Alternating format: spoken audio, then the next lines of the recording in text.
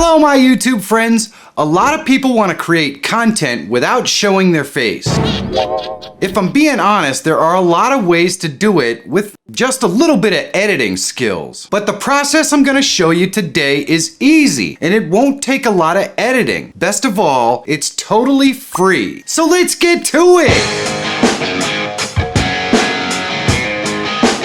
My goal with this channel is to help people become better live streamers and maybe entertain a bit in the process. So please take a second down below and leave me a comment to let me know how I'm doing. This helps encourage YouTube to share this video with a wider audience. And if you aren't subscribed, please do, and click that bell so you don't miss any new content. This really does help me to continue to make content that helps you, and it's totally free, so thanks. What if you could choose to do your video as a cartoon character? Or maybe a blueberry? Or maybe a troll, a creepy vampire, or maybe even a Viking. With almost no work. Well, that's really no problem. Let me show you how. First, we're going to install this Snap camera. This is the virtual AR, and we're gonna go to this page and click download. And it tells us a little bit of information about what you actually need to run this, so you can check this out. It's not super hard requirements or anything like that. You just have to check I agree, and I am not a robot, and then you can download it for PC or Mac. In my case, I'm going to download it for PC, and there it is, down in the bottom left. Then I just click on it here down in the bottom left, and it opens up.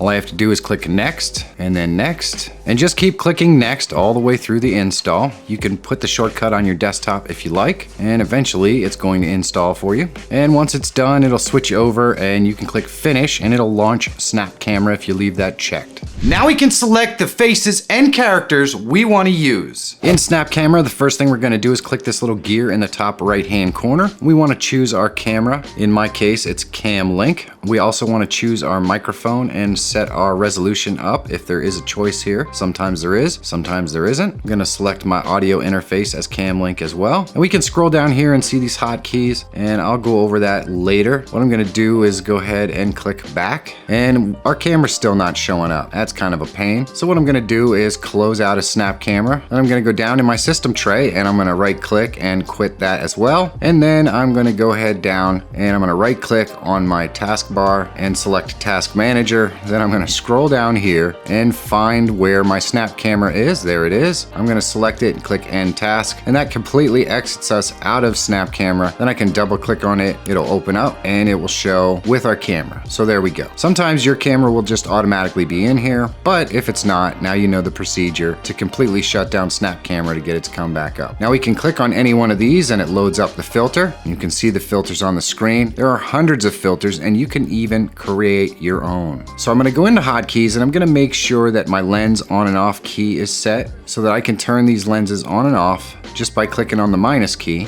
And let's just poke around and take a look and see what these look like. Some of them are just little pieces of stuff that they put on your face. Some of them are actually faces, which is really, really cool. Some of them also even have extra actions. So there's a hotkey that you can use to perform those extra actions. This one right here, for example, if I click the hotkey, I can remove the glasses or put them back on my face.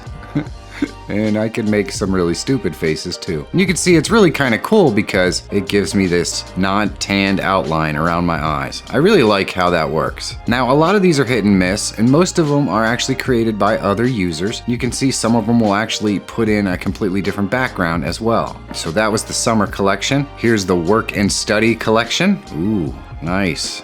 There we go. And this one also has the hotkey that'll remove the glasses if I want. Oh, this one's really sweet. You can see these work pretty well even when I turn my face all the way to the side. So you can go through here and you can select from all kinds of different ones. And once you pick out a couple that you actually want to use, I like this alien one, it's pretty fun. And you can get some like this too, where I'm just talking potato or something. And the action key puts a green screen behind you. So you can actually put your own background in there if you want. So when you find one you like, there we go. Now I'm Mr. Banana. And I like that one well enough. All you have to do is mouse over the filter that you like and click this little star button, and that'll save it up here into the top left-hand corner. Now, if I go up into the top left-hand corner, it shows all of my favorites saved up here, and we're gonna use that in conjunction with these hotkeys. But the number minus hotkey is going to turn our lens on and off. And then the trigger lens effect is going to add that extra special little feature like removing the glasses on some of them.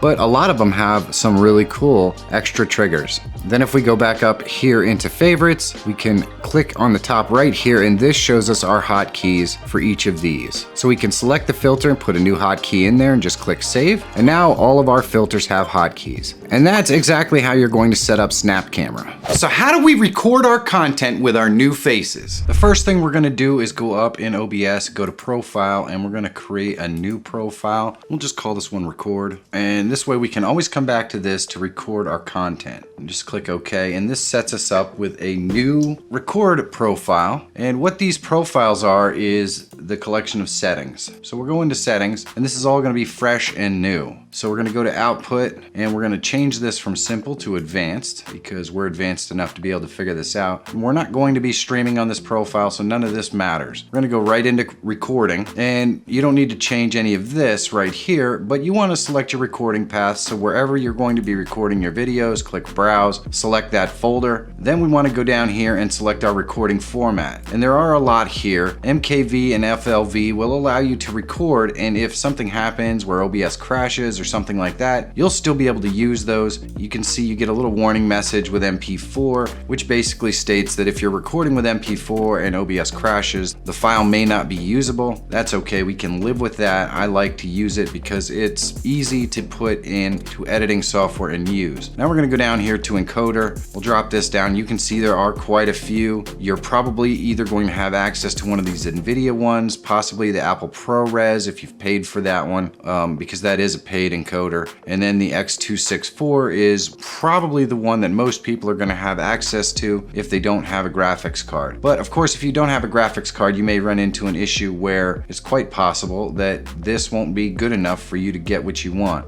You don't need to click on rescale output. We're going to go down here into our rate control. Now, CBR is fine. That's just a constant bit rate. And for the bit rate for 1920 by 1080, we're going to want to be between 50,000 and 60,000 kilobits per second. I usually go with 60,000 kilobits per second. My machine can handle that. And then we can go down here, and for our CPU usage, you're probably going to have to test this. The lower you go here, faster, fast, medium, slower, the higher the quality of your recording is going to be, but the more difficult it's going to be for your computer to handle. So getting down to something like medium is pretty fantastic. You're going to get really, really high quality video, but your computer may not be able to handle it. And you can set a profile here and a tune here if you want. It's not necessary really, in my opinion. Now, for those of you who do have an NVIDIA card, that's what I have, obviously. You know, it's the same thing. You want to do the 60,000 kilobits per second or so. You can do it just on quality. This works kind of in reverse to the other one. Max quality is obviously harder on your computer, but in this case, it's really only working the encoder card on your graphics card, so it's not that big a deal. So you can probably get away with max quality. Look ahead and psychovisual tuning are both things that are used if there is a lot of activity on the screen. For something like this, a lot of times there just isn't. This is a video. You're going to be using basically a talking head format, so that's fine. In the profile, you can make it whatever you want. So quality is going to be very good, and high quality is going to be a little bit better. And you probably won't notice much of a difference, so you can just go with quality. And then click apply before we move to the next one. We'll go into audio. I like to make sure all my global audio devices are disabled so I can select my own. If you want to hear everything back in your headphones, you can go ahead and change this from default to your headphones right here, so you can listen back as a monitor into your headphones what you're saying. Or you can go with speakers. Just be aware if you're talking and that's coming out of your speakers, it's going to feed back into your microphone. So headset is really the only way to listen to this back through OBS if that's what you want to do. And the last thing we're going to do is go into video and make sure this is set to the resolution of the video that you're going to be taking. Not just one, but both. You want to have them set equally so your canvas and the resolution that's recording is the same. In this case, 1920 by 1080. And then we're going to drop this down and you can select your frames per second. If you want to go super cinematic, you can go with 24 frames per second. You know, there's 29, there's 30, there's even 60 frames per second. And this is all dependent upon the type of content you're going to be doing. Generally 24 or 30 frames per second is what you would record for a regular camera. And if we're just doing regular camera type stuff, that should be perfectly fine. If you're recording something like video game overlays or something like that, then it should probably bump up to 60, and you should probably select look ahead and psycho-visual tuning. But since this is what we're doing, we're just basically doing talking head stuff, we're gonna select that, we're gonna click apply and click OK. So now to add our scene in, we're just gonna click the plus and we're gonna go to video capture device, and you can just call this camera.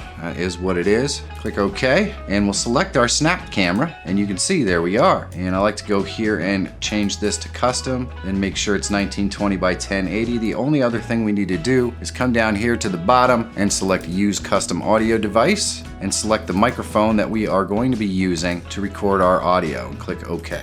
So now you can see down here in sources we have our camera, which we know is our snap camera. And over here in audio mixer, we have our camera audio. So we're in really good shape. Now all we have to do is put our face on. So all you have to do is go and select your hotkey that you already set up in Snap Camera, and you have your faces on.